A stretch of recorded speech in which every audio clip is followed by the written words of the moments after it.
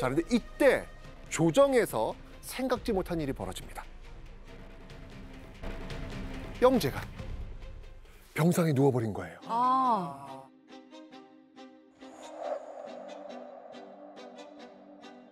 십상시가 이제 황제만 믿고 있었다가 황제가 이제 쓰러지니까 다음 권력을 찾아야 되잖아요. 그러니까. 근데 황제한테는 2명의 아들이 있었던 거예요. 떠오르는 태양 하황우가 낳은 첫째 아들 유변, 그리고 황궁의 큰어른 선왕의 어머니인 동태후가 후견인인 둘째 아들 유협. 유협과 유변은 이복 형제였던 거죠. 이야, 이거 큰일 났다.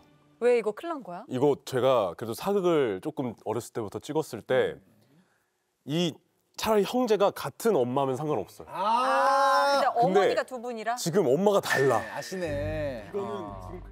이거는 지금 큰일 났어요. 일 났네. 이건 일 났어. 이건 이제 피바람이 부는 거예요, 이거는. 십상시가 이제 골라야 돼요. 한 명만 황제가 되는데 한쪽은 금줄이고 한쪽은 썩은 줄이구나. 뭘 골라야 될까? 더 어린애. 더 휘두르게? 어렸을 때부터 더 완전히 가스라이팅. 가스라이팅도 하고, 그리고 얘는 더 키울 수 있으니까.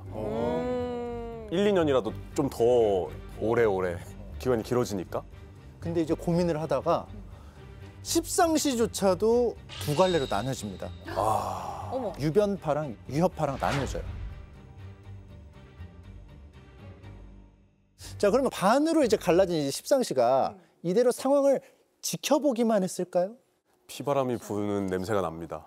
편안하게 가만히 있었을 것 같지는 않은데요. 그러니까 이제 동태후 편에서 먼저 서슬퍼런 작당을 모의하기 시작합니다. 그리고 이 작당 모의에는 명확한 타깃 지점이 있었는데요. 자, 이름 하진, 직책이 바로 대장군입니다. 대장군이면은 그냥 꼭대기라고 보시면 돼요. 근데 놀랍게도 하진의 집안은 백정 집안이었습니다. 백정이 이제 돈이 많을 수는 있어도 조정에서는 이제 일하기가 쉽지 않은 신분이었거든요. 그런데 하진의 여동생이 황제의 눈에 들기 시작하면서 황후가 된 거예요. 예. 그러니까 이제 하황후의 오빠인 하진도 이제 고귀해지는 거죠. 그래서 직책을 받고요. 외척으로서 하황후의 든든한 칼이 되어준 거죠. 자, 그런데 이때 건석이라는 그 환관을 필두로 동태우파 십상시들이 하진을 궁궐로 불러들여 죽일 작당 모의를 했었거든요.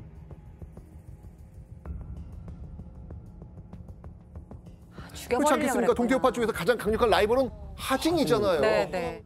그런데 그때 영재가 후사를 정하지도 못하고 세상을 떠만 거예요.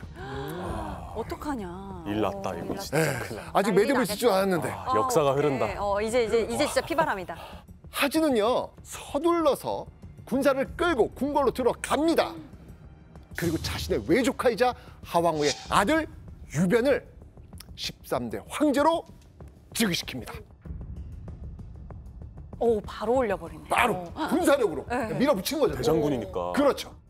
자, 그렇다면 하진이 이런 동태우파의 이 작당 모의를 모르고 있었을까? 하황우 쪽 십상시들도 있고. 미리 좀 얘기를 해줬을 수 있을 것 같아. 이미 알고 있었던 하진, 복수의 칼날을 갈고 있었겠죠. 자, 이때 가장 식은땀을 줄줄줄줄 흘리고 있는 사람은 누구일까요? 동태후. 그러니까요. 사극에서 이런 결과가 나오면 어떤 일이 벌어집니까?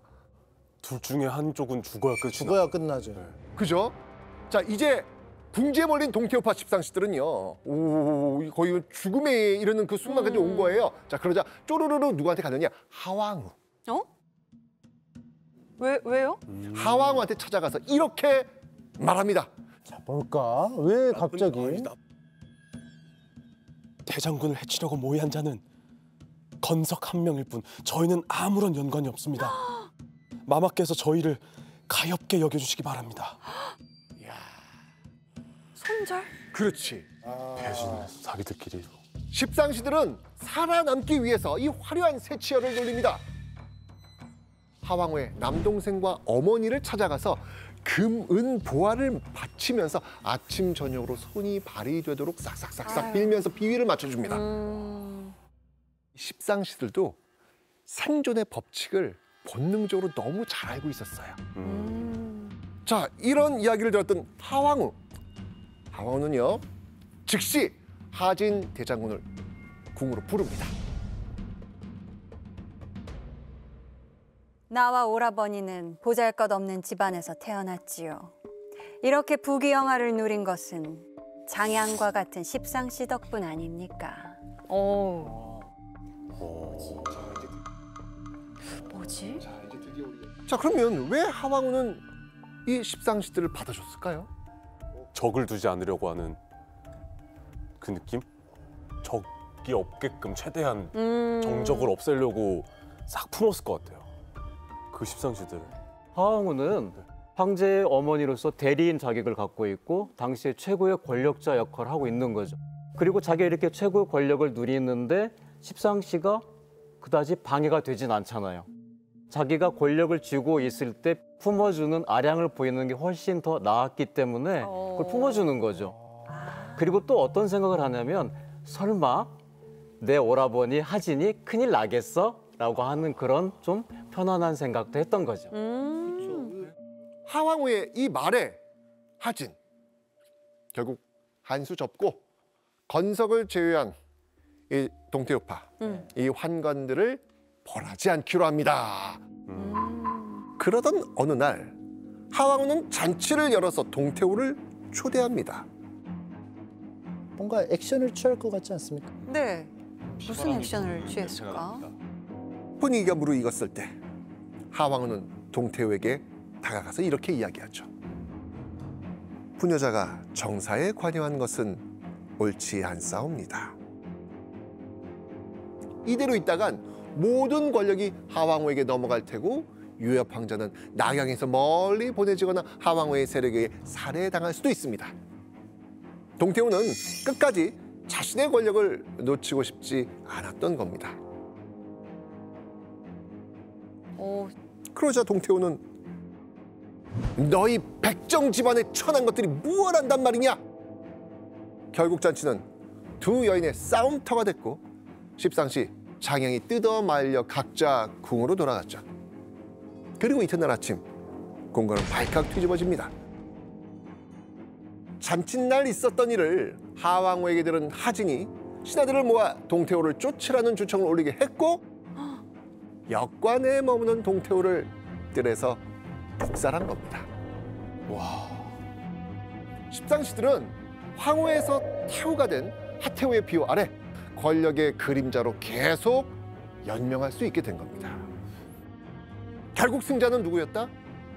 십상시. 십상시였던 겁니다. 살아남았으니까.